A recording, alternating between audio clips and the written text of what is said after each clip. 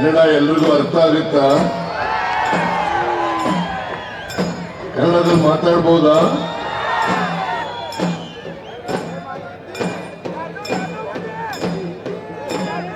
ಕನ್ನಡ ಅರ್ಥ ಆಗದೆ ಹೋದ್ರೆ ಮರಾಠಿ ಭಾಷೆಗೆ ನಮ್ಮ ಕನ್ನಡ ಭಾಷಣವನ್ನ ತರ್ಜುಮೆ ಮಾಡ್ತಾರೆ. ಸರ್ವಣ ಕನ್ನಡ ಸಮಜ್ತಾ ಆಗ್ಬೋದಾ? ಬೇಡ. ಎರಡು ಎರಡು ಎರಡು ಎರಡು ಅಂತಾರೆ. ठीक है.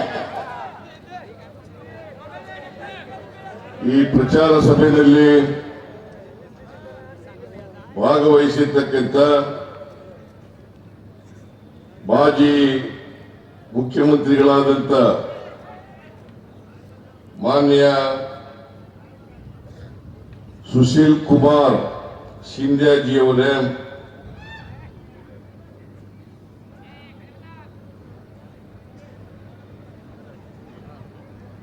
ನಮ್ಮ ಕರ್ನಾಟಕ ಸರ್ಕಾರದ ಸಚಿವರಾದಂಥ ಎಂ.ಬಿ. ಪಾಟೀಲ್ ಅವರೇ, ಲೋಕಸಭಾ ಸದಸ್ಯರಾದಂಥ ಕುಮಾರಿ ಪ್ರಣೀತಿ ಶಿಂದೆ ಅವರೇ,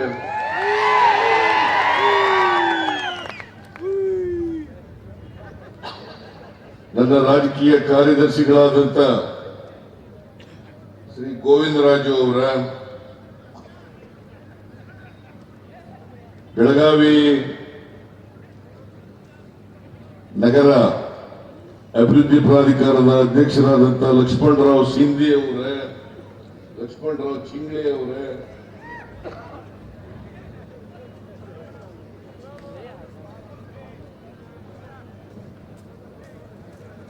ಭಾರತ ಬಾಲ್ಕೆ ಅವರ ಧರ್ಮಪತ್ನಿಯವರೇ, ನಮ್ಮ ಪಕ್ಷದ ಅಭ್ಯರ್ಥಿ ಶ್ರೀ ಭಗೀರಥ ಬಾಲ್ಕೆ ಅವರೇ,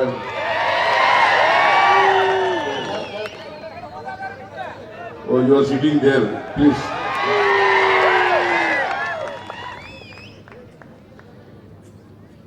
ವೇದಿಕೆ ಮೇಲೆ ಆಸೀನರಾಗಿರ್ತಕ್ಕಂಥ ನಮ್ಮ ಪಕ್ಷದ ಎಲ್ಲ ಮುಖಂಡರುಗಳೇ,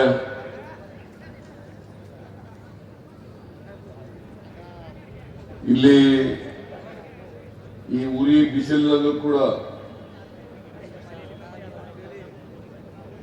ಆಗಮಿಸಿರ್ತಕ್ಕಂಥ ಎಲ್ಲ ಆತ್ಮೀಯ ಮತದಾರ ಬಂಧುಗಳೇ, ತಾಯಂದಿರೇ, ಯುವಕ ಮಿತ್ರರೇ, ಮಾಧ್ಯಮದ ಗೆಳೆಯರೇ,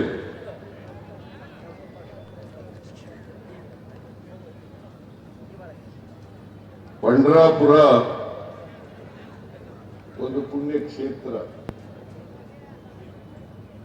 ಈ ಕ್ಷೇತ್ರಕ್ಕೆ ಲಕ್ಷಾಂತರ ಜನ ಕರ್ನಾಟಕದವರು ಭಕ್ತಾದಿಗಳು ಈ ಕ್ಷೇತ್ರಕ್ಕೆ ಬರ್ತಾರೆ.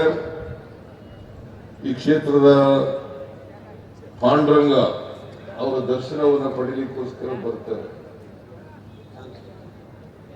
पंढरपूर आणि मंगळवेढा हे विधानसभा मतदारसंघ अत्यंत पवित्र मतदारसंघ आहे.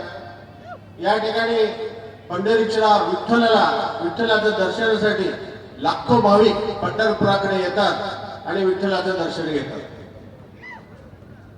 ಇಂತಹ ಸ್ಥಳದಲ್ಲಿ ನಾನು ಕೂಡ ಇವತ್ತು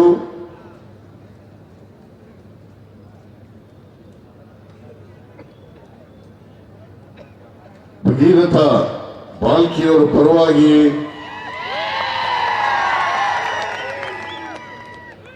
ಮತ ಕೇಳಲು ಬಂದಿದ್ದೇನೆ.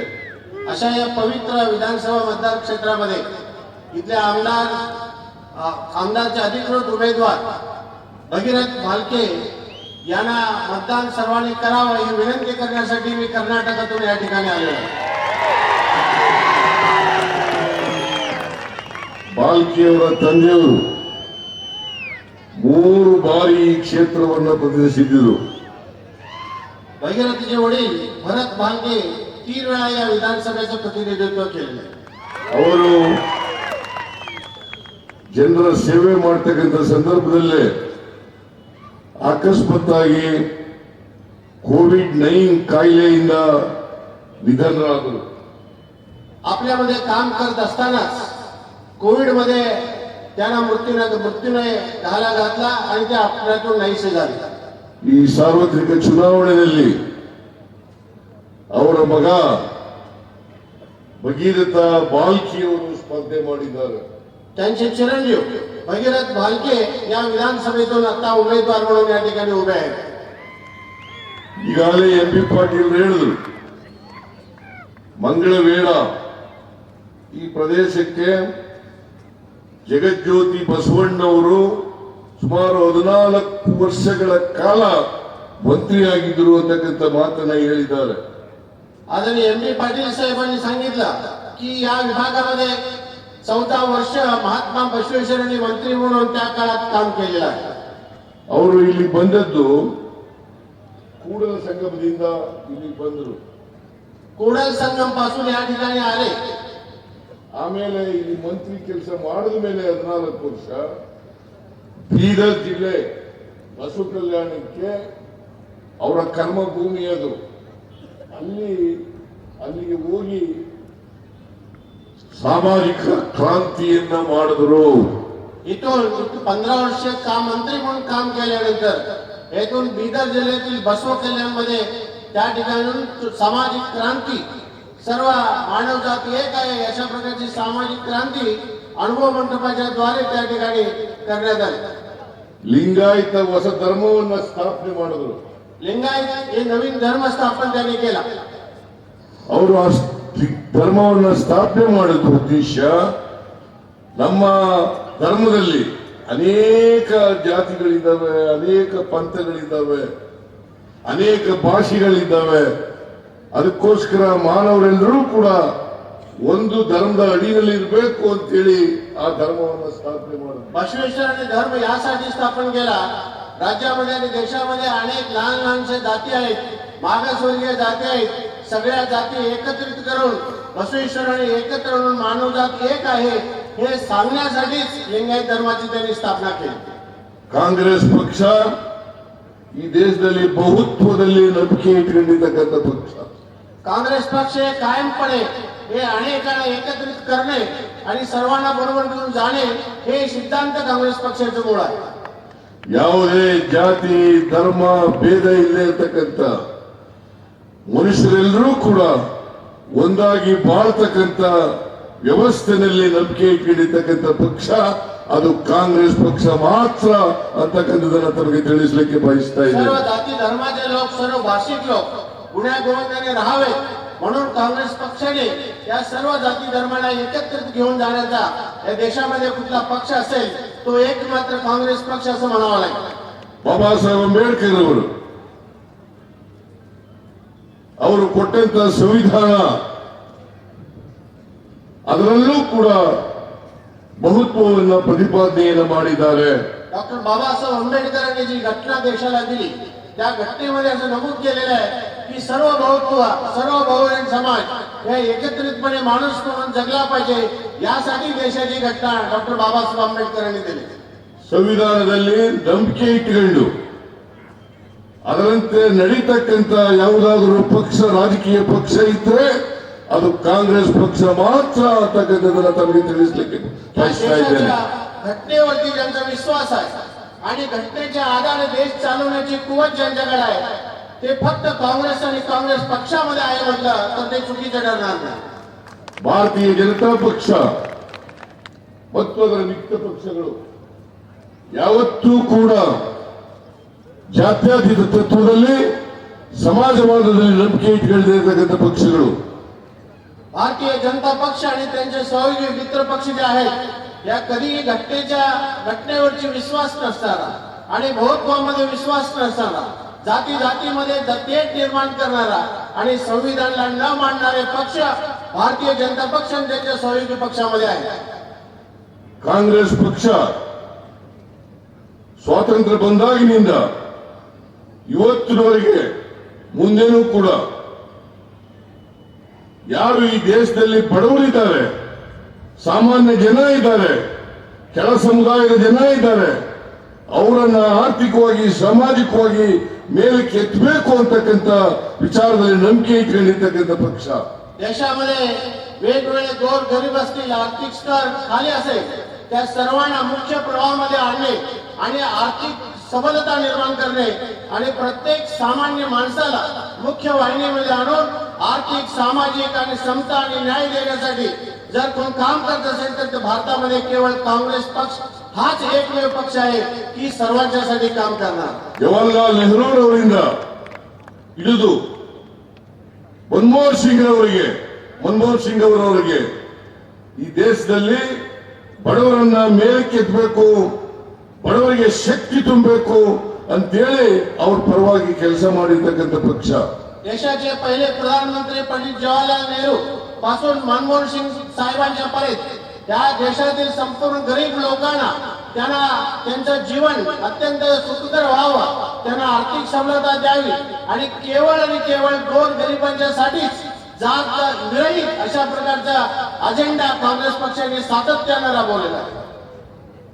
ಭಾರತೀಯ ಜನತಾ ಪಕ್ಷ ಯಾವತ್ತೂ ಕೂಡ ಬಡವರ ಪರವಾಗಿ, ಬಡವರಿಗೆ ಆರ್ಥಿಕ ಸಾಮಾಜಿಕ ಶಕ್ತಿಯನ್ನು ತುಂಬಬೇಕು ಅಂತೇಳಿ ಅವರು ಅಧಿಕಾರದಲ್ಲಿದ್ದಂಥ ಸಂದರ್ಭದಲ್ಲಿ ಅಥವಾ ಅವರು ಅಧಿಕಾರದಲ್ಲಿರ್ತಕ್ಕಂಥ ರಾಜ್ಯಗಳಲ್ಲಿ ಯಾವತ್ತೂ ಕೂಡ ಬಡವರ ಪರವಾಗಿ ಕಾರ್ಯಕ್ರಮಗಳನ್ನು ಮಾಡಿಲ್ಲ. भारतीय जनता पक्ष केंद्रामध्ये सत्तेत असताना आणि ज्या ज्या राज्यघटकामध्ये सत्तेत आहे कधी त्यांनी गोरगरिबांच्यासाठी विकास व्हावा, त्यांचं आर्थिक स्थानमान उंचावं अशा प्रकारचा एकही कार्यक्रम ह्या भारतीय जनता पक्षाने त्यांच्या सहकारी मित्र पक्षांनी घेतलेला नाही. ಇವತ್ತು ಈ ದೇಶದಲ್ಲಿ ಬಡವರು ಬಲ್ಲಿದರು ಇವ್ರ ಮಧ್ಯೆ ಇರ್ತಕ್ಕಂಥ ಅಂತರ ಇದನ್ನ ಕಡಿಮೆ ಮಾಡಲಿಕ್ಕೆ ಪ್ರಯತ್ನ ಮಾಡಿರ್ತಕ್ಕಂಥದ್ದು ಕಾಂಗ್ರೆಸ್ ಸರ್ಕಾರವೇ ಹೊರತು ಬೇರೆ ಯಾವುದೇ ಸರ್ಕಾರ ಅಲ್ಲ. देशामध्ये गोरगरीब जनता विषमता जी आहे, विषमता ती समान करण्यासाठी जर पक्ष कुठला प्रयत्न करत असेल तर या देशामध्ये केवळ काँग्रेस हा पक्ष सातत्यानं समानतेचा आधार घेऊन समानता निर्माण करण्यासाठी प्रयत्न करत आहे. ಭಾರತೀಯ ಜನತಾ ಪಕ್ಷ ಮೇಲ್ವರ್ಗದವರ ಪಕ್ಷ, ಶ್ರೀಮಂತರ ಪಕ್ಷ, ಮೇಲ್ಜಾತಿಯವರ ಪಕ್ಷ. भारतीय जनता पार्टी हे अत्यंत उच्चवर्णीयांचे, श्रीमंत लोकांचे आणि अत्यंत उच्च स्तरावर असणाऱ्या अतिशय श्रीमंत लोकांचा त्यांच्यासाठीच काम करणारा हा भारतीय जनता पक्ष आहे. ಇವತ್ತು ನರೇಂದ್ರ ಮೋದಿ ಅವರು ಪ್ರಧಾನಮಂತ್ರಿ ಆದಮೇಲೆ ಬಡವರ ಪರವಾಗಿ, ರೈತರ ಪರವಾಗಿ, ಮಹಿಳೆಯರ ಪರವಾಗಿ ಏನೂ ಕೆಲಸ ಮಾಡಲಿಲ್ಲ. नरेंद्र मोदी सरकार हे कोणत्याही परिस्थितीत महिलांच्यासाठी, गोरगरिबांसाठी कुठलेही कार्यक्रम यांनी आजतागायत आखलेले नाही. ಅವರು ಪ್ರಧಾನಮಂತ್ರಿಯಾಗಿ 11 ವರ್ಷಗಳ ಕಾಲದಲ್ಲೂ ಕೂಡ ಅವರು ಯಾರು ಬಂಡವಾಳ ಶಾಹಿಗಳಿದ್ದಾರೆ, ಅಂಬಾನಿ, ಅದಾನಿ, ಅವ್ರ ಪರವಾಗಿ ಕೆಲಸ ಮಾಡಿದ್ದಾರೆ ಹೊರತು ಬಡವರ ಪರವಾಗಿ ಯಾವತ್ತೂ ಕೂಡ ಕೆಲಸ ಮಾಡಲಿಲ್ಲ. केंद्रामध्ये 11 वर्ष ज्यांनी सत्ता भोगली नरेंद्र मोदींनी, आज तक गोरगरिबांच्यासाठी त्यांनी काम केले. केवळ भांडवलशाही अदानीने, अंबानी सारख्या या मित्रांना सहाय्य करण्यापलीकडे नरेंद्र मोदी सरकारनं 11 वर्षात काही काम केलेले लक्षात घ्या. ಬಡವರು, ಸಾಮಾನ್ಯ ಜನರು ಬಳಸತಕ್ಕಂಥ ಆಹಾರ ಪದಾರ್ಥಗಳ ಮೇಲೆ, ಪೆಟ್ರೋಲ್, ಡೀಸೆಲ್, ಗ್ಯಾಸ್ ಮೇಲೆ ಬೆಲೆ ಏರಿಸಿದ ಹೊರತು ಶ್ರೀಮಂತರಿಗೆ ತೆರಿಗೆ ಹಾಕ್ತಕ್ಕಂಥ ಕೆಲಸವನ್ನು ಮಾಡಲಿಲ್ಲ. गोरगरिबांना केवळ जीवनावश्यक वस्तूंची महागाई वाढली, पेट्रोल डिझेल वाढले, सामान्य जनता हैराण होऊन गेली, परंतु श्रीमंत लोकांना टॅक्स वाढवण्याचं काम या नरेंद्र मोदी सरकारने केलं नाही. महागाई मात्र उंच शिखरावर पोहोचून ठेवले गेले. 2014ರಲ್ಲಿ ಹೇಳಿದ್ರು ಈ ದೇಶದಲ್ಲಿ ಒಳ್ಳೆ ದಿನಗಳು ಬರ್ತವೆ, ಅಚ್ಚೇ ದಿನ ಆಯೇಗ ಅಂತ ಹೇಳಿದ್ರು. 2014 मध्ये सांगितले या देशामधल्या लोकांना लवकरच अच्छे दिन बघायला मिळतील, पण कधी अच्छे दिन आले नाही. अच्छे दिन हे कधी येणार? हे बीजेपी सरकार गेल्यानंतरच येणार. ಬಡವರ ಜೀವನವನ್ನು ಸುಧಾರಣೆ ಮಾಡ್ತೀವಿ, ಸಾಮಾನ್ಯ ಜನರ ಜೀವನವನ್ನು ಸುಧಾರಣೆ ಮಾಡ್ತೀವಿ, ಪೆಟ್ರೋಲ್, ಡೀಸೆಲ್, ಗ್ಯಾಸ್, ಗೊಬ್ಬರದ ಬೆಲೆಯನ್ನು ಇಳಿಸ್ತೇವೆ, ಆಹಾರ ಪದಾರ್ಥಗಳನ್ನು ಇಳಿಸ್ತೇವೆ, ಎಲ್ಲರ ಜೀವನವನ್ನು ಸುಗಮ ಮಾಡ್ತೇವೆ ಅಂತೇಳಿ ಮಾತಾಡಿದರು. खोटे आश्वासन दिले. जीवनावश्यक वस्तूंचा दर कमी करतो, पेट्रोल डिझेलचा दर कमी करतो आणि सामान्य जनतेच्या उपयोगासाठी असणारे कार्यक्रम आम्ही राबवतो. अशा प्रकारच्या खोट्या वल्गना देऊन त्यांनी खोटं बोलून सत्ता काबीज केली आणि गोरगरिबांच्यासाठी दर उतरवण्याचं काम केलं नाही. कुठलाही अशा एक प्रकारचा कार्यक्रम त्यांच्या भाजप पक्षामध्ये नाही, लक्षात घ्या. ಈ ದೇಶದ ರೈತರು ಅನೇಕ ಕಷ್ಟಗಳನ್ನು ಎದುರಿಸಿದ್ರು ಕೂಡ ರೈತರ ಸಾಲವನ್ನ ಮನ್ನಾ ಮಾಡತಕ್ಕಂಥ ಕೆಲಸವನ್ನ ಮಾಡಲಿಲ್ಲ. अनेक शेतकरी, देशाचा शेतकरी अनेक संकटांना सामोरे गेला, परंतु या देशाच्या शेतकऱ्यांचा प्रश्न सोडवण्याचं काम केलं नाही, त्यांचा कर्ज माफी करण्याचं काम केलं नाही. शेतकऱ्यांच्यासाठी एकही कार्यक्रम बीजेपी सरकारनं आज तागायत जाहीर केलेले नाही. ರೈತರು ಅನೇಕ ಬಾರಿ ನಮ್ಮ ಸಾಲ ಮನ್ನಾ ಮಾಡಿ ನಾವು ಕಷ್ಟದಲ್ಲಿದ್ದೇವೆ ಅಂತ ಹೇಳಿದ್ರೆ ಸಾಲ ಮನ್ನಾ ಮಾಡಿಲ್ಲ. ಅವರು ಸಾಲ ಮನ್ನಾ ಮಾಡೋದು ಯಾರ್ದು ಅಂತಂದ್ರೆ ಬಂಡವಾಳಶಾಹಿಗಳು, ಕೈಗಾರಿಕೋದ್ಯಮಿಗಳು. ಅವರ ಸಾಲ 16 ಲಕ್ಷ ಕೋಟಿ ರೂಪಾಯಿಗಳನ್ನ ಮನ್ನಾ ಮಾಡಿದ್ರು. शेतकरी कष्टात असताना सुद्धा अनेक वेळा विनंती केली, पण शेतकऱ्यांचा कर्ज माफ केलं नाही. त्यांनी कर्ज माफ कुणाचा केला?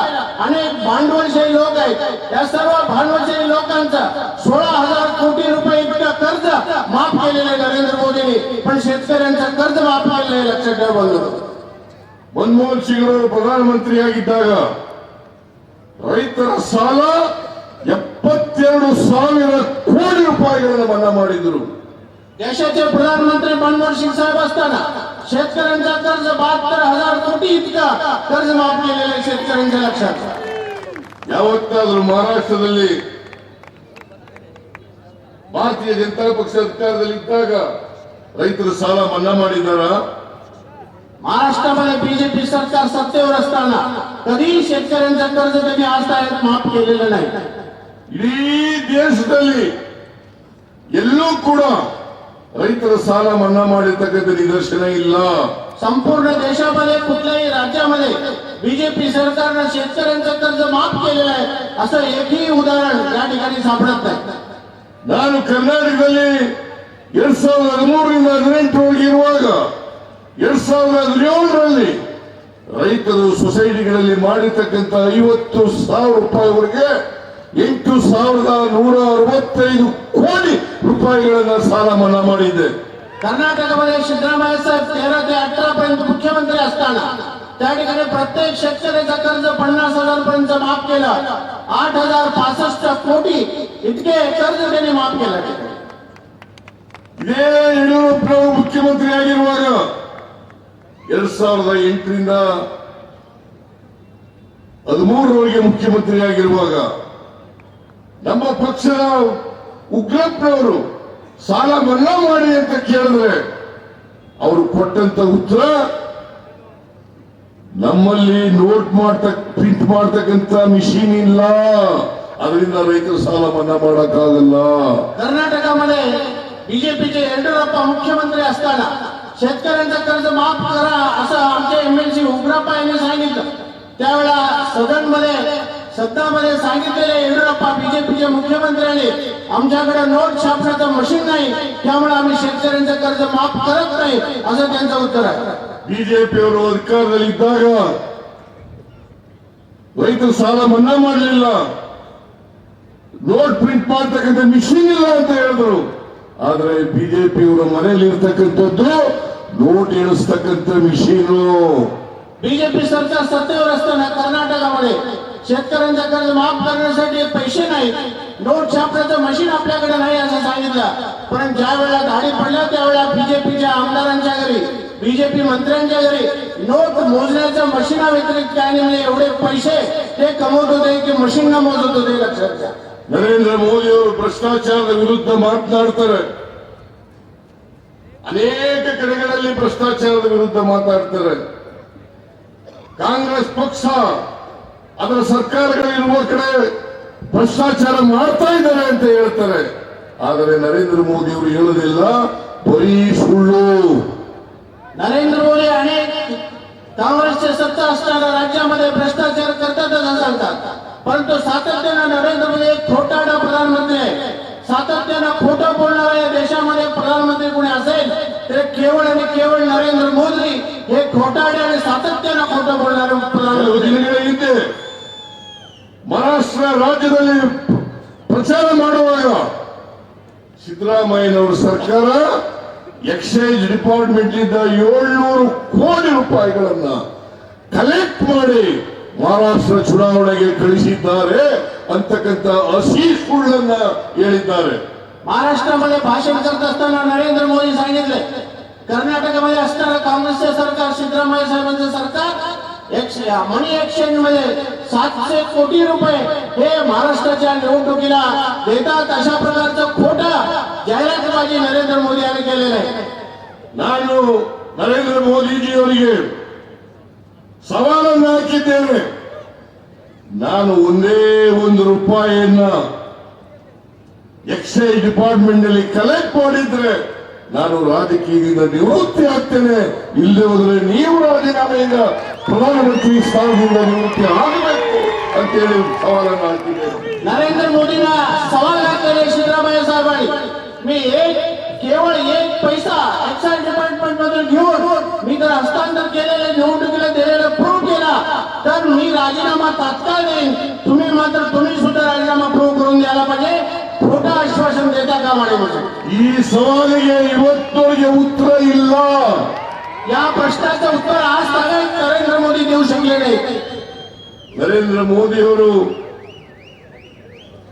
ಸುಳ್ಳಿನ ಸರದಾರರು. ಬಹುಶಃ ಸ್ವತಂತ್ರ ಭಾರತದ ಇತಿಹಾಸದಲ್ಲಿ ಇಷ್ಟೊಂದು ಸುಳ್ಳು ಹೇಳ್ತಕ್ಕಂಥ ಪ್ರಧಾನಮಂತ್ರಿ ಯಾವತ್ತೂ ಕೂಡ ಬಂದಿರಲಿಲ್ಲ, ಮುಂದೆನೂ ಕೂಡ ಬರ್ತಾರೋ ಇಲ್ಲೋ ಗೊತ್ತಿಲ್ಲ. संपूर्ण भारतामध्ये अत्यंत सातत्यानं खोटं बोलणारे, खोटं बोलणं हेच आपला आराध्य दैवताचं समजणारा देशाचे प्रधानमंत्री, भारतात एकमेव प्रधानमंत्री आजपर्यंत खोटं बोलणारा झालेला आहे. यापूर्वी कधी झालेलं नाही आणि यापुढे कधी होणार नाही. एकमेव खोटारडा प्रधानमंत्री असेल तर ते नरेंद्र मोदी असं म्हणावं लागेल. ನಾನು ನರೇಂದ್ರ ಮೋದಿ ಅವರಿಗೆ ಕೇಳ್ತಾ ಇದ್ದೇನೆ, ಅನೇಕ ರಾಜ್ಯಗಳಲ್ಲಿ ಚುನಾಯಿತ ಸರ್ಕಾರವನ್ನು ಕಿತ್ತಾಕಿ ಆಪರೇಷನ್ ಕಮಲದ ಮೂಲಕ ನೀವು ಅಧಿಕಾರಕ್ಕೆ ಬಂದ್ರಲ್ಲ, ಅದು ಲಂಚ ಕೊಟ್ಟು ಎಂಎಲ್ಎಗಳನ್ನ ಕೊಂಡ್ಕೊಂಡ್ರಲ್ಲ, ಆ ದುಡ್ಡು ಎಲ್ಲಿಂದ ಬಂತು ನಿಮಗೆ? बीजेपीला सवाल आहे, अनेक राज्यामध्ये पूर्ण प्रमाणाची सत्ता नसताना अनेक आमदारांना खरेदी केला, कमल ऑपरेशन केला, त्या आमदारांना खरेदी करत असताना अनेक पैसे दिले, अनेक पेट्या दिल्या, 50 कोटी 40 कोटी असं पैसे दिला. हे पैसे कुठे आले? हे लाच घेतला जनतेकडून आणि लाच स्वीकारून ते पैसे तुम्ही सत्ता संपादन करण्यासाठी उपयोगी आणला. ಮಹಾರಾಷ್ಟ್ರದಲ್ಲೂ ಕೂಡ ಏಕನಾಥ್ ಶಿಂದೆ ಅವರು ಜನರ ಆಶೀರ್ವಾದವನ್ನು ಪಡೆದು ಅಧಿಕಾರಕ್ಕೆ ಬರಲಿಲ್ಲ. महाराष्ट्रामध्ये एकनाथ शिंदेचा सत्ता जनता जनार्दनचा आशीर्वादाला आलेला नाही. ಬಿಜೆಪಿಯವರ ಆಪರೇಷನ್ ಕಮಲದಿಂದ ಉದ್ಧವ್ ಠಾಕ್ರೆಯನ್ನ ತೆಗೆದು ಅಧಿಕಾರಕ್ಕೆ ಏಕನಾಥ್ ಶಿಂದೆ ಅವರು ಬಂದಂತದ್ದು. हॅलो, पाठीमागच्या दाराने सत्ता संपादन करणारे एकनाथ शिंदे कुठल्याही पूर्ण प्रमाणाचा जनतेचा विश्वास न घेता ऑपरेशन कमल करून आमदारांना सोबत घेऊन त्यांनी भारतीय जनता पक्षामध्ये सामील होऊन मुख्यमंत्री झालेले आहेत.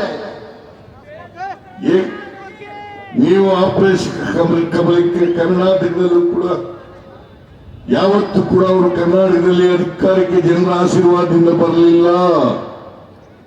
कर्नाटकामध्ये सुद्धा कधीही जनता जनार्दनच्या आशीर्वादाने बीजेपी सरकार सत्तेवर आलेलं नाही. 2008ರಲ್ಲಿ 110 ಸ್ಥಾನಗಳನ್ನು ಗೆದ್ರು. 2018ರಲ್ಲಿ 104 ಸ್ಥಾನಗಳನ್ನು ಗೆದ್ರು. ಉಳಿಕೆ ಸ್ಥಾನಗಳಿಗೆ ದುಡ್ಡು ಕೊಟ್ಟು ಕೊಂಡ್ಕೊಂಡು ಆಪರೇಷನ್ ಕಮಲ ಮಾಡಿ ಅಧಿಕಾರಕ್ಕೆ ಬಂದದ್ದು. 2008 मध्ये आणि या ठिकाणी पूर्ण प्रमाणाची सत्ता बीजेपीची आली आहे. कर्नाटकात जे आमदार कमी पडले ते आमदार खरेदी केले आणि मागच्या दरवाजाला सत्ता काबीज करण्याचा त्यांनी प्रयत्न केला आणि सत्ता प्रस्थापित केली. ಈ ರೀತಿಯಾಗಿ ಚುನಾಯಿತ ಸರ್ಕಾರಗಳನ್ನು ಕೆಡವಿ ಹಿಂಭಾಗಲಿಂದ ಅಧಿಕಾರಕ್ಕೆ ಬಂದ್ರಲ್ಲ ನರೇಂದ್ರ ಮೋದಿಜಿಯವರೇ, ನಿಮ್ ಪಕ್ಷ ಆಪರೇಷನ್ ಕಮಲ ಮಾಡೋಣ, ಕೋಟ್ಯಾಂತರ ರೂಪಾಯಿಗಳನ್ನ ಖರ್ಚು ಮಾಡಿದ್ರಲ್ಲ, ಆ ದುಡ್ಡು ಲಂಚದ ದುಡ್ಡಲ್ವೇ? नरेंद्र मोदी यांना सांगायचंय की जी जनता जनार्दनच्या आशीर्वादाने जे सरकार सत्तेवर आली काँग्रेस ती सत्ता हिसकून घेण्यासाठी, ती सत्ता पाडण्यासाठी कमी असलेले आमदार खरेदी करून, कमल ऑपरेशन करून मागच्या दरवाज्यानं सत्ता प्रस्थापित केली ना, हे पैसे कुठून आले? ते लाच घेतलेलेच पैसे. ಭ್ರಷ್ಟಾಚಾರದ ಬಗ್ಗೆ ಮಾತಾಡಲಿಕ್ಕೆ ನಿಮ್ಗೆ ಯಾವ ನೈತಿಕತೆ ಇದೆ? भ्रष्टाचारावरती बोलण्याचा तुम्हाला नैतिक अधिकारच नाही. ಹಾಗೇನೆ ನಮ್ಮ ಗ್ಯಾರಂಟಿ ಯೋಜನೆಗಳ ಬಗ್ಗೆ ಸುಳ್ಳು ಹೇಳ್ತಾ ಇದ್ದೀರಿ. तसेच आमच्या ज्या गॅरंटी योजना आहेत त्या गॅरंटी योजनेबद्दल नाही ते खोटे बोलण्याचं काम त्यांचं चालू आहे. ಮಹಾರಾಷ್ಟ್ರ ಸರ್ಕಾರ ಕರ್ನಾಟಕದ ಗ್ಯಾರಂಟಿ ಯೋಜನೆಗಳ ಬಗ್ಗೆ, ತೆಲಂಗಾಣ ಗ್ಯಾರಂಟಿ ಯೋಜನೆಗಳ ಬಗ್ಗೆ, ಹಿಮಾಚಲ ಪ್ರದೇಶ ಗ್ಯಾರಂಟಿ ಯೋಜನೆಗಳ ಬಗ್ಗೆ ಒಂದು ಇತ್ತೀಚೆಗೆ ಅಡ್ವರ್ಟೈಸ್ಮೆಂಟ್ ಅನ್ನು ಕೊಟ್ಟಿದ್ದರು.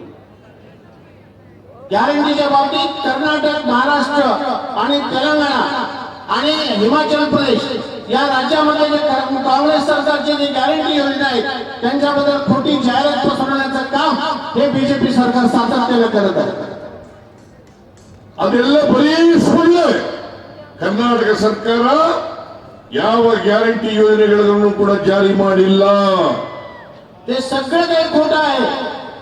ಗೃಹಲಕ್ಷ್ಮಿ ಯೋಜನೆಯನ್ನು ಜಾರಿ ಮಾಡಿಲ್ಲ, ಶಕ್ತಿ ಯೋಜನೆಯನ್ನು ಜಾರಿ ಮಾಡಿಲ್ಲ, ಅನ್ನಭಾಗ್ಯ ಕಾರ್ಯಕ್ರಮವನ್ನು ಜಾರಿ ಮಾಡಿಲ್ಲ, ಗೃಹಜ್ಯೋತಿ ಕಾರ್ಯಕ್ರಮ ಮಾಡಿಲ್ಲ, ಯುವ ನಿಧಿ ಕಾರ್ಯಕ್ರಮವನ್ನು ಮಾಡಿಲ್ಲ. कर्नाटकामध्ये 5 गॅरंटी ज्या आहेत या सर्व 5 गॅरंटी कुठल्याही अंमलात आलेल्या नाही, त्याचा खोटा प्रचार या नरेंद्र मोदी आणि बीजेपी मंडळीने केलेला आहे. ಇಲ್ಲಿನ ಬಿಜೆಪಿಯವರಿಗೆ ನಾನು ಆಹ್ವಾನ ಮಾಡ್ತೇನೆ, ಬಂದು ನೋಡ್ಬೇಕು ಕರ್ನಾಟಕದಲ್ಲಿ ನಾವು 5 ಗ್ಯಾರಂಟಿ ಯೋಜನೆಗಳನ್ನ ಜಾರಿ ಮಾಡಿದ್ದೀವಾ ಅಥವಾ ಇಲ್ಲವಾ ಅಂತಕ್ಕಂಥದನ್ನ ನೋಡ್ಬೇಕು ಅಂತ ಹೇಳಿ ನಾನೇ ಅವರಿಗೆ ಬಸ್ಗಳನ್ನ, ವಿಮಾನವನ್ನ ಅರೇಂಜ್ ಮಾಡ್ತೀನಿ, ಬಂದು ನೋಡ್ಲಿ. कर्नाटकामध्ये 5 गॅरंटी अत्यंत अंमलात आहे. प्रत्येक लोकांना गोरगरिबांना ते मिळत आहे. हे त्यांनी स्वतः विमानाने यावं, त्या विमानांची व्यवस्था सुद्धा आपण करू. सगळे 100% हे 5 गॅरंटी योजने कर्नाटकामध्ये लागू आहे. ನಾನು ಇವತ್ತು ನಿಮ್ಗೆಲ್ಲ ತಿಳಿಸ್ತಾ ಇದ್ದೇನೆ, ನಾನು ಕರ್ನಾಟಕ ರಾಜ್ಯದ ಮುಖ್ಯಮಂತ್ರಿಯಾಗಿ ಹೇಳ್ತಾ ಇದ್ದೇನೆ, ನಾನು ಸುಳ್ಳು ಹೇಳಿದ್ರೆ ರಾಜಕೀಯದಿಂದ ನಿವೃತ್ತಿ ಆಗ್ತೇನೆ. ಇಲ್ಲ, ಇವರು ಸುಳ್ಳು ಹೇಳಿದ್ರೆ ಅದರ ಕೆಟ್ಟ ಪರಿಣಾಮವನ್ನು ಎದುರಿಸಬೇಕಾಗ್ತದೆ ಅಂತಕ್ಕಂಥ ಮಾತುಗಳನ್ನು ಹೇಳಲಿಕ್ಕೆ ಬಯಸ್ತಾ ಇದ್ದೇನೆ. कर्नाटकाचा मुख्यमंत्री म्हणून सांगतो, मी जे कर्नाटकात अंमलात आलेले गॅरंटी हे जर खोटं असतील तर मी आजच राजीनामा देतो आणि त्यांनी सुद्धा त्याचे वाईट परिणाम या महाराष्ट्राच्या भूमीमध्ये त्यांना भाजप आणि त्यांच्या मित्र पक्षांना भोगावे लागतील. ಕರ್ನಾಟಕ ಕಾಂಗ್ರೆಸ್ ಕರ್ನಾಟಕದಲ್ಲಿ ತೀರ್ಮಾನವನ್ನು ಮಾಡಿದ್ದೇವೆ, ಬಿಜೆಪಿಯವರ ಮೇಲೆ, ಬಿಜೆಪಿ ಸರ್ಕಾರದ ಮೇಲೆ ಮೊಕದ್ದಮೆಯನ್ನು ದಾಖಲು ಮಾಡಬೇಕು ಅಂತೇಳಿ ತೀರ್ಮಾನ ಮಾಡಿದ್ದೇವೆ. कर्नाटक सरकार या अशा खोट्या वल्गना देणाऱ्या बीजेपीच्या लीडरवरती, त्यांच्या प्रमुखांवरती केस दाखल करण्याचा निर्णय कर्नाटक सरकारने घेतलेला आहे. ನಾವು ಅಧಿಕಾರಕ್ಕೆ ಬಂದು ಮೇ 20ನೇ ತಾರೀಕು 2023 ಜೂನ್ 11ನೇ ತಾರೀಕಿಗೆ ಶಕ್ತಿ ಯೋಜನೆಯನ್ನು ಜಾರಿಗೆ ಕೊಟ್ಟು मे 20 तारखेला मुख्यमंत्री शपथ ग्रहण केले आणि जूनच्या 6 तारखेला या गॅरंटी पूर्ण प्रमाणात अंमलात आणले राज्यामध्ये. ಅಂದಿನಿಂದ ಇವತ್ತಿನವರೆಗೆ 325 ಕೋಟಿ ಮಹಿಳೆಯರು ಫ್ರೀಯಾಗಿ ಬಸ್ನಲ್ಲಿ ಪ್ರಯಾಣ ಮಾಡಿದ್ದಾರೆ. तेव्हापासून आजपर्यंत 365 कोटी महिला या बस मधून मोफत प्रवास केलेले आहेत कर्नाटक राज्यामध्ये. ಗೃಹ ಜ್ಯೋತಿ ಅನ್ನಭಾಗ್ಯ ಕಾರ್ಯಕ್ರಮವನ್ನ ಆಗಸ್ಟ್ 2023 ಇಸ್ವಿಯಲ್ಲಿ ಜಾರಿ ಕೊಟ್ಟು गृहज्योती आणि अन्नभाग्य योजना या ऑगस्ट मध्ये अंमलात आल्या. ಆಗಸ್ಟ್ ತಿಂಗಳಲ್ಲಿ ಗೃಹಲಕ್ಷ್ಮಿ ಯೋಜನೆಗೆ ಜಾರಿ ಕೊಟ್ಟು ऑगस्ट मध्ये गृहज्योती या कार्यक्रमाला चालना देण्यात आली. ಡಿಸೆಂಬರ್ನಲ್ಲಿ युवा निधी ಕಾರ್ಯಕ್ರಮಕ್ಕೆ ಜಾರಿ ಕೊಟ್ಟು डिसेंबर मध्ये युवा निधी युवकांना युवकांनी स्टायपंड देण्याचा कार्यक्रम जारी करण्यात आला. ಈ ಗ್ಯಾರಂಟಿ ಯೋಜನೆಗಳಿಗೆ ಕರ್ನಾಟಕ ಸರ್ಕಾರ 56,000 ಕೋಟಿ ರೂಪಾಯಿಗಳನ್ನು ಖರ್ಚು ಮಾಡ್ತಾ ಇದೆ. या सर्व गॅरंटी व्यवस्थित राहावेत ते कधी बंद पडता कामा नये म्हणून बजेटमध्ये 56,000 कोटी रुपयाची तरतूद माननीय मुख्यमंत्री सिद्धरामय्या साहेबांनी करून ठेवली आहे. ಪ್ರತಿ ಕುಟುಂಬ 4,000 ರೂಪಾಯಿಯನ್ನು ಪ್ರತಿ ತಿಂಗಳು ಪಡೆಯುತ್ತಾ ಇದ್ದಾರೆ. कर्नाटकाच्या प्रत्येक कुटुंबाला प्रत्येक महिन्याला 4 ते 4,500 रुपयापर्यंत अनुदान हे प्रत्येक कुटुंबाला मिळतं कर्नाटक राज्यामध्ये. हे लक्षात घ्या. ವರ್ಷಕ್ಕೆ 50,000 ರೂಪಾಯಿ ಪಡಿತಾ ಇದ್ದಾರೆ. वर्षाला 50,000 ते 60,000 रुपये प्रत्येक कुटुंबाला या ठिकाणी कर्नाटक राज्यामध्ये या योजनेमुळे लाभ मिळत आहे. ನಾನು ನರೇಂದ್ರ ಮೋದಿ ಅವರಿಗೆ ಕೇಳ್ತಾ ಇದ್ದೀನಿ, ನರೇಂದ್ರ ಮೋದಿ ಅವರೇ, ಬಿಜೆಪಿ ಅಧಿಕಾರದಲ್ಲಿರ್ತಕ್ಕಂಥ ಯಾವುದಾದರೂ ರಾಜ್ಯದಲ್ಲಿ ಇಂತಹ ಕಾರ್ಯಕ್ರಮಗಳನ್ನು ನೀವು ಮಾಡಿದ್ದೀರಾ? नरेंद्र मोदींना मी विचारू शकतो की अशा प्रकारचे एक तरी कार्यक्रम तुमची ज्या ज्या राज्यामध्ये तुमची सत्ता आहे ते सत्ता असणाऱ्या राज्यामध्ये अशा गॅरंटी योजना इम्प्लिमेंट केलेल्या आहेत का, अंमलात आणलेल्या आहेत का, हे दाखवून द्यावं. ಈ ಗ್ಯಾರಂಟಿ ಯೋಜನೆಗಳನ್ನು ಜಾರಿ ಮಾಡಿರ್ತಕ್ಕಂಥದ್ದು ನಾವು ಯಾವುದೇ ಜಾತಿ, ಯಾವುದೇ ಧರ್ಮ, ಯಾವುದೇ ಪಕ್ಷ ಇವುಗಳನ್ನು ನೋಡಿ ಮಾಡಿಲ್ಲ. ಎಲ್ಲ ಸಮಾಜದ ಎಲ್ಲ ಬಡವರಿಗೂ ಕೂಡ ಕೊಟ್ಟಿದ್ದೇವೆ. या गॅरंटी योजना आहेत त्या गॅरंटी योजना केवळ एससी एसटी अमुक जातीला तमुक जातीला म्हणून नाही, जो माणूस म्हणून राज्यामध्ये जन्माला आलेला आहे त्या प्रत्येक गोरगरिबाला या योजनेचा लाभ मिळावा म्हणून सामान्य माणूस नजरेसमोर ठेवून या योजनेचा अंमलबजावणी केलेली आहे. ಭಾರತೀಯ ಜನತಾ ಪಕ್ಷದ ಬಡವರು ಕೂಡ ಈ ಗ್ಯಾರಂಟಿ ಯೋಜನೆಗಳ ಫಲವನ್ನು ಪಡೆಯುತ್ತಿದ್ದಾರೆ. भारतीय जनता पक्षाकडे जे गरीब लोक आहेत त्यांना सुद्धा आमच्या या काँग्रेसच्या योजनेचा लाभ कर्नाटक राज्यामध्ये होतो. ಅದೇ ರೀತಿ ಈ ಸಾರಿ ಮಲ್ಲಿಕಾರ್ಜುನ ಖರ್ಗೆಯವರು, ರಾಹುಲ್ ಗಾಂಧಿಯವರು, ಸೋನಿಯಾ ಗಾಂಧಿಯವರು, ಶರದ್ ಪವಾರ್ ಅವರು, ಉದ್ಧವ್ ಠಾಕ್ರೆ ಅವರು ಎಲ್ಲರೂ ಕೂಡ ಸೇರಿ 5 ಗ್ಯಾರಂಟಿ ಯೋಜನೆಗಳನ್ನು ಘೋಷಣೆ ಮಾಡಿದ್ದಾರೆ. त्याचप्रमाणे महाविकास आघाडीच्या या निवडणुकीच्या संदर्भात जाहीरनाम्यामध्ये आदरणीय सोनियाजी गांधी, आदरणीय राहुलजी गांधी, एआयसीसीचे अध्यक्ष आदरणीय मल्लिकार्जुन खरगे साहेब, आदरणीय शरदचंद्रजी पवार, आदरणीय उद्धवजी ठाकरे आणि या सर्वांनी मिळून महाविकास आघाडीच्या या 5 गॅरंटी सुद्धा महाराष्ट्रामध्ये आपण जाहीर केलेल्या आहे आणि ते कर्नाटकाप्रमाणे 100% अंमलात आणण्याचा प्रयत्न महाविकास आघाडी सत्तेवर आल्यानंतर करेल. 5 ಗ್ಯಾರಂಟಿ ಯೋಜನೆಗಳನ್ನು ಕೂಡ ಮಹಾ ವಿಕಾಸ್ ಅಘಾಡಿ ಅಧಿಕಾರಕ್ಕೆ ಬಂದ್ರೆ 100% ಜಾರಿ ಕೊಡ್ತಾರೆ ಅಂತಕ್ಕಂಥ ವಿಶ್ವಾಸ ನನಗಿದೆ. महाराष्ट्रामध्ये महाविकास आघाडी सत्तेवर आल्यानंतर सत्तेवर येणाऱ्या क्षणचा नाही, सत्तेवर आल्यानंतर हे सर्व गॅरंटी अंमलात आणण्यासाठी 100% ते प्रयत्न करतील आणि 100% अंमलात आणतील असा विश्वास मला 100% मनामध्ये माझ्या वाटतो. ಕಾಂಗ್ರೆಸ್ ಪಕ್ಷ ಯಾವಾಗಲೂ ಕೂಡ ನುಡಿದಂತೆ ನಡೆದಿದೆ, ಕೊಟ್ಟ ಮಾತಿನಂತೆ ನಡ್ಕೊಳ್ತಕ್ಕಂಥ ಪ್ರಯತ್ನವನ್ನ ಮಾಡಿದೆ. काँग्रेस पक्ष केव्हा हे बोले तैसा चाले त्याची वंदावी पावले, जसं बोलतोय त्या पद्धतीनं कार्यक्रम आखतोय त्या प्रमाणात चालतोय असा एकमेव पक्ष असेल तर ते काँग्रेस पक्ष आणि माननीय सिद्धरामय्या साहेबांचा काँग्रेस पक्ष. ಭಾರತೀಯ ಜನತಾ ಪಕ್ಷ ತನ್ನ ಕೊಟ್ಟ ಮಾತನ್ನು ಉಳಿಸಿಕೊಂಡಿಲ್ಲ, ವಚನ ಭ್ರಷ್ಟತೆಯನ್ನು ಮಾಡಿದ್ದಾರೆ. भारतीय जनता पक्ष कुठलाही शब्द दिलेला तो पाळलेला नाही आणि अत्यंत वचनभ्रष्ट असा पक्ष कुठला असेल या देशामध्ये तर तो भाजप पक्ष म्हणावा लागेल. ಆದ್ರಿಂದ ಕಾಂಗ್ರೆಸ್ ಪಕ್ಷ ಯಾವಾಗಲೂ ಕೂಡ ನುಡಿದಂತೆ ನಡೆದಿದೆ ಇಲ್ಲಿಯವರೆಗೆ. म्हणूनच ಬಡವರ ಪರವಾಗಿ, ದಲಿತರ ಪರವಾಗಿ, ಹಿಂದುಳಿದವರ ಪರವಾಗಿ, ಅಲ್ಪಸಂಖ್ಯಾತರ ಪರವಾಗಿ ಯಾವತ್ತೂ ನ್ಯಾಯವನ್ನು ಕೊಡ್ತೀವರಿಗೆ ಸಾಮಾಜಿಕ ನ್ಯಾಯವನ್ನು ಕೊಡ್ತಕ್ಕಂಥ ಕೆಲಸವನ್ನು ಬರ್ತಾ ಇದೆ.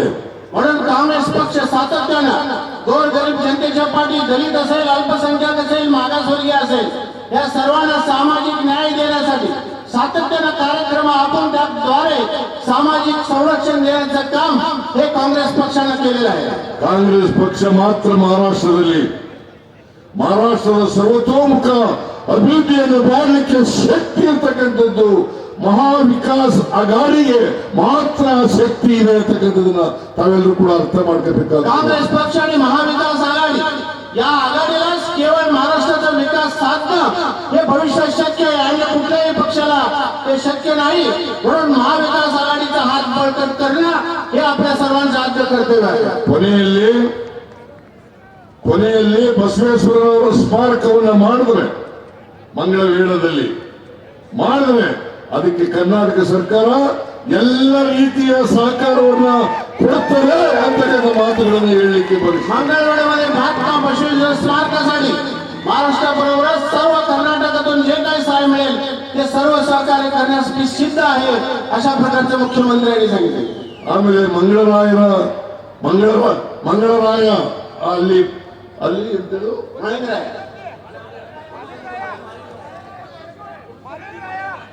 ಮಾಳಿಂಗರಾಯ್ ಅಲ್ಲಿ ಏನ್ ಮಾಡ್ಬೇಕು? ಮಂಗಳರಾಯನ ಆ ದೇವಸ್ಥಾನ ಇರ್ತಕ್ಕಂಥ ಜಾಗದಲ್ಲಿ ಯಾತ್ರಿ ನಿವಾಸವನ್ನ ಕಾಂಗ್ರೆಸ್ ಸರ್ಕಾರ ಮಾಡಿಕೊಡ್ತದೆ ಅಂತಕ್ಕಂಥ ಮಾತುಗಳನ್ನು ಹೇಳಲಿಕ್ಕೆ ಬಯಸ್ತಾ ಇದ್ದಾರೆ. श्री क्षेत्र उल्लंघे माळिंगराज या ठिकाणी यात्री निवास पाडण्याचं काम त्या ठिकाणी सातत्यानं कर्नाटक गव्हर्नमेंट अशा प्रकारचा आवाज आहे.